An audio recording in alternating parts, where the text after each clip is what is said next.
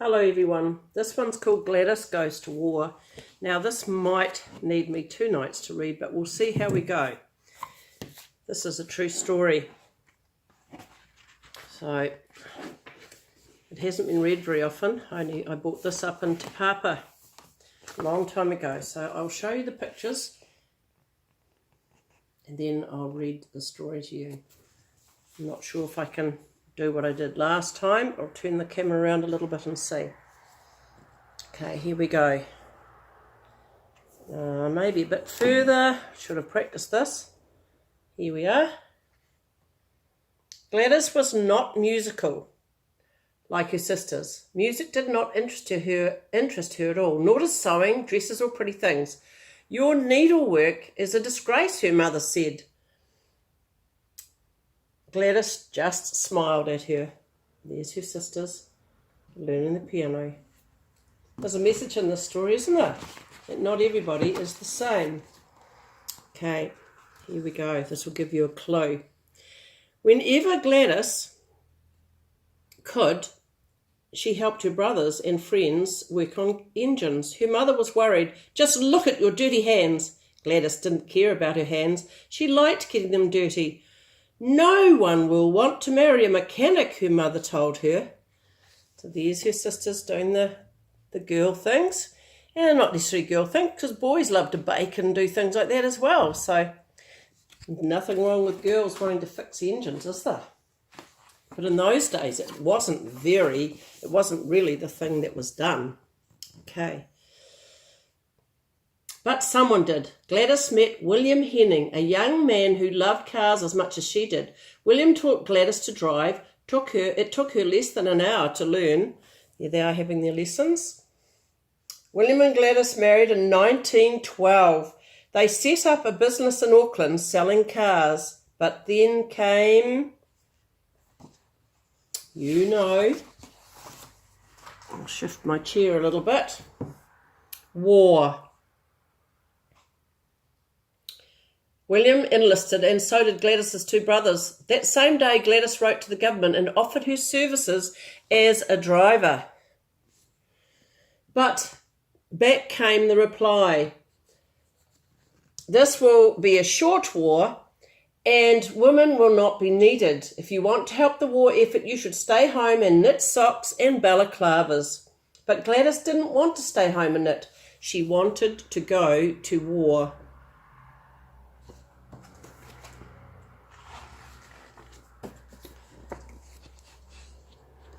And so she did. In 1916, Gladys sailed to Egypt with the New Zealand Volunteer Sisterhood. William was stationed there as a soldier and was waiting for her as she stepped off the ship. "Hello, my dearest," he beamed. "I knew they couldn't keep you in New Zealand." So there's her, the other woman who are going with her. And they went to help. And let's find out what they did.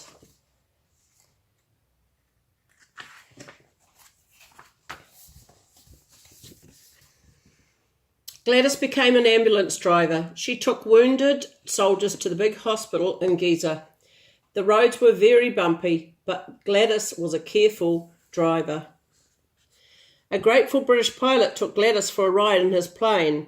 "One day I will learn to fly," Gladys told him. The pilot laughed. "Very few women have done it," he said, "but I think that you just might." There she is driving driving the truck, the ambulance actually. If you look in the background, you'll see other things as well.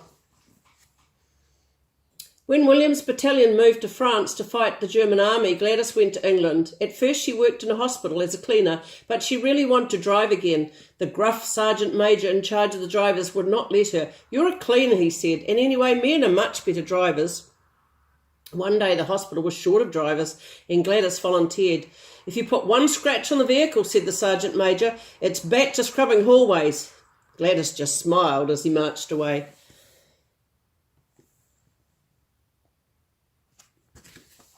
In those days, they had very strict boundaries as to what women could do and what men could do. From that day on, Gladys picked up wounded soldiers arriving from France and Belgium and raced them to the hospital. Some nights the Germans dropped the bombs on London. While most people took shelter, Gladys sat ready in her ambulance. One day Gladys received a letter from her mother. "London is too dangerous for you," she had written. "Please come home to New Zealand." Gladys wrote back straight away. She explained that her work was too important and William needed her close by. She promised she would be very careful, but this was a difficult promise to keep. There they are in the ambulances.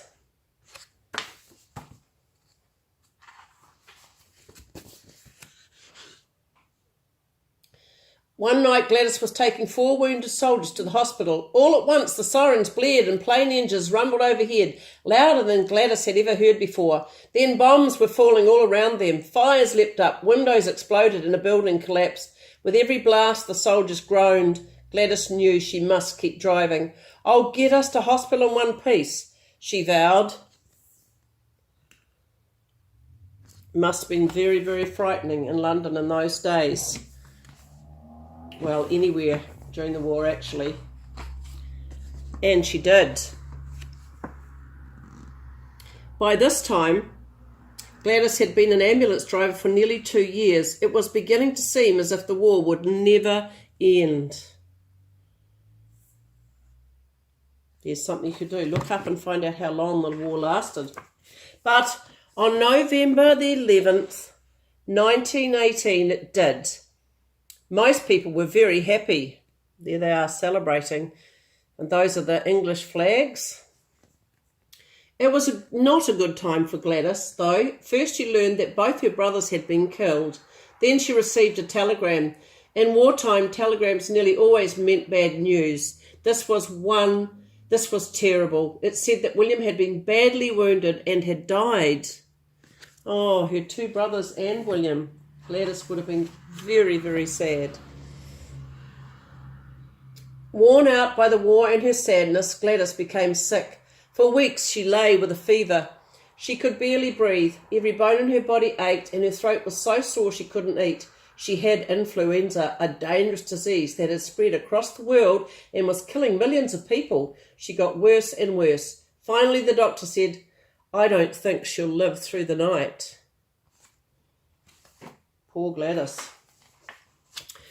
But he didn't know Gladys. In the morning she had improved, and from that day on she slowly recovered from the flu. For her war service, Gladys was given a medal called the MBE, an important honour granted by the King of England, or by the King of the Commonwealth. The general in charge of all of New Zealand's soldiers in the United Kingdom wrote her a special letter of thanks for being such a skilled and capable driver.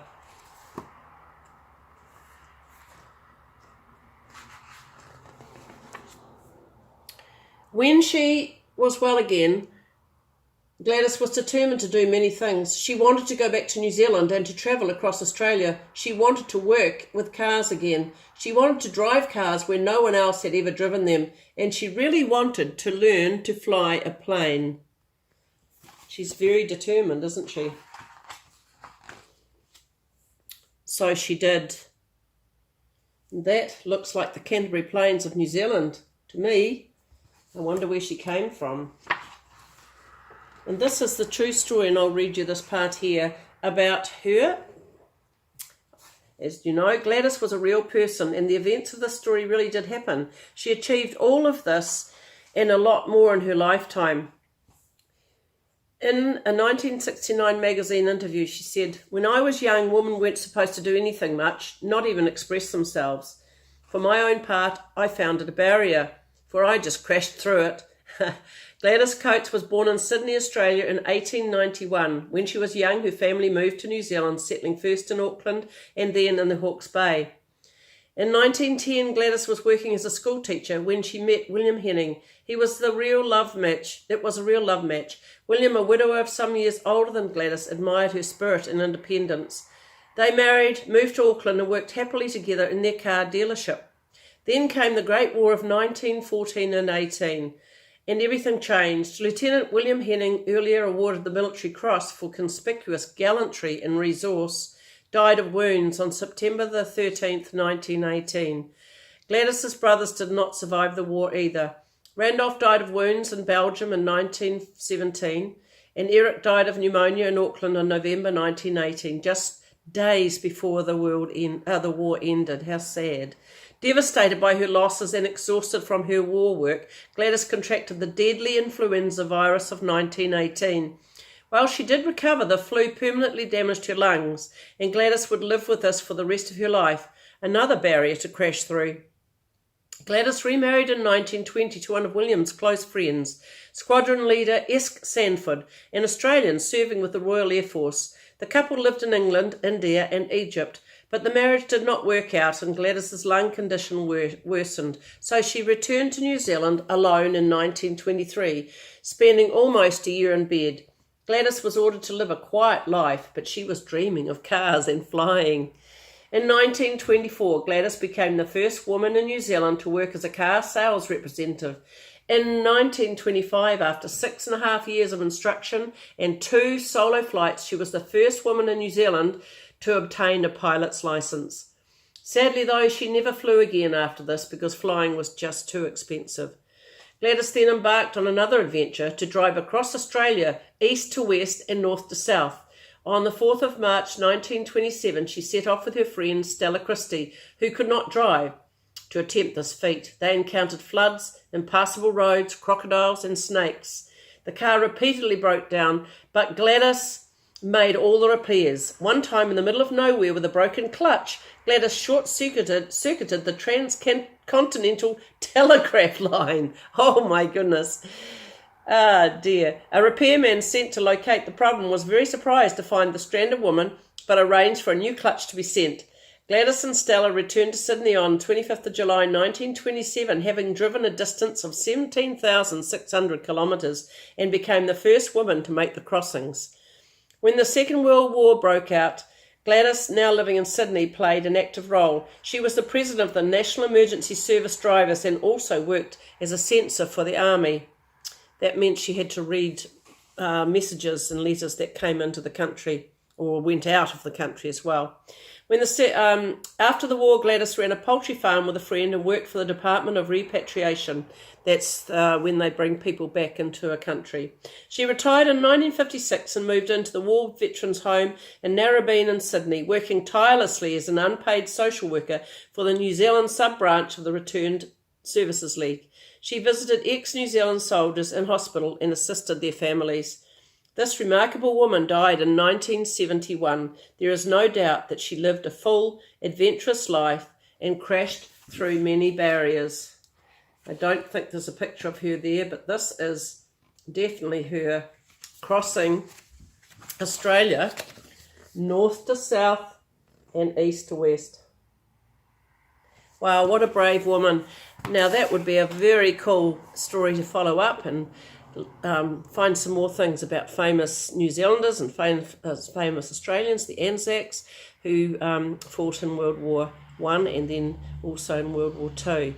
So if you don't get this tonight and hear it, I hope you hear it on Anzac Day, and I hope that you remember all those brave men and women who fought in the wars so that we in New Zealand and Australia and other countries in the world could have their freedoms and live in the lifestyle that we do. Okay, bless you all. Bye.